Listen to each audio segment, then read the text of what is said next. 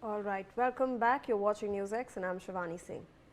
Now, Reliance Industries has said that it would consider buying Venezuelan crude oil if sales are permitted to non-US buyers, signaling potential interest from Indian refiners should restrictions ease. The company, which operates the world's largest refining complex, said that it is awaiting regulatory clarity before taking a decision. A Reliance spokesperson has said that the company will consider purchasing Venezuelan oil in a fully compliant manner if access is allowed.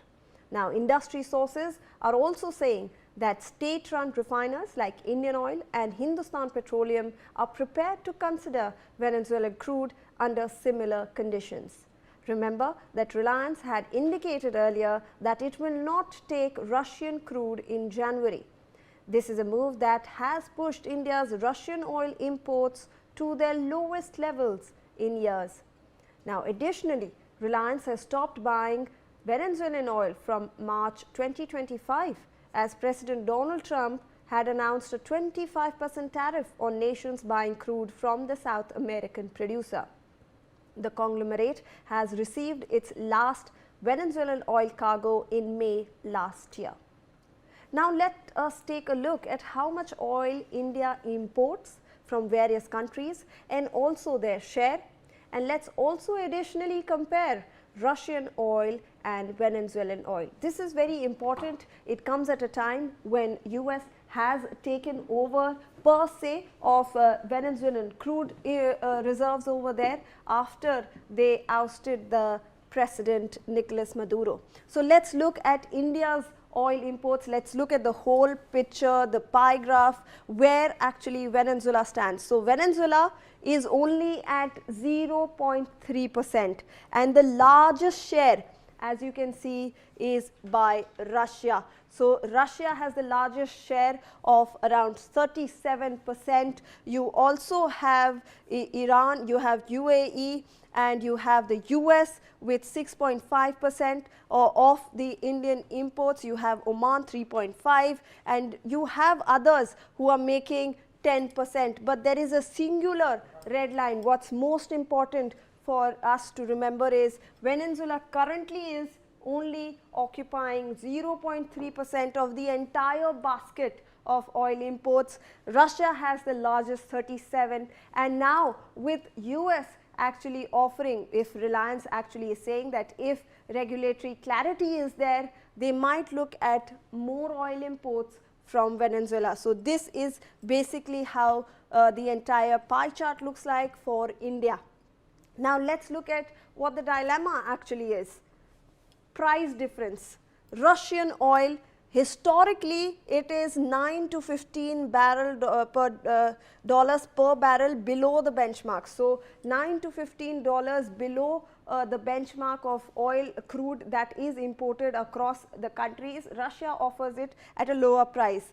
Venezuelan oil, 5 to 6 dollars below benchmark. So, obviously you will see a slight decrease over here. The discounts that we were getting from the Russian oil will reduce because Venezuela only offers 5 to 6 dollars per barrel. And what's the quality like? Quality also differs. Remember, the crude oil quality in Russia is medium to heavy sour crude, which is easier to process. So, remember, a lot of money also goes into processing this. You cannot use crude as it is imported. So, for processing, Russian oil was easier.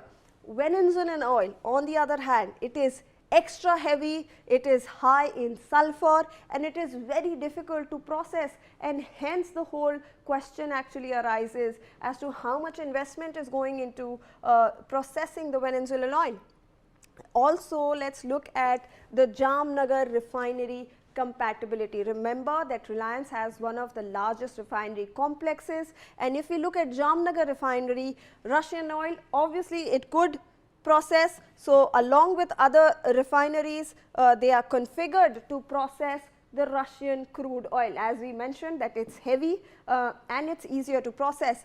Venezuelan oil, you have Jamnagar refinery actually processing it, but the other refineries are not capable of doing so. So, we obviously are seeing that one refinery is capable of processing the Venezuelan crude that we plan to import.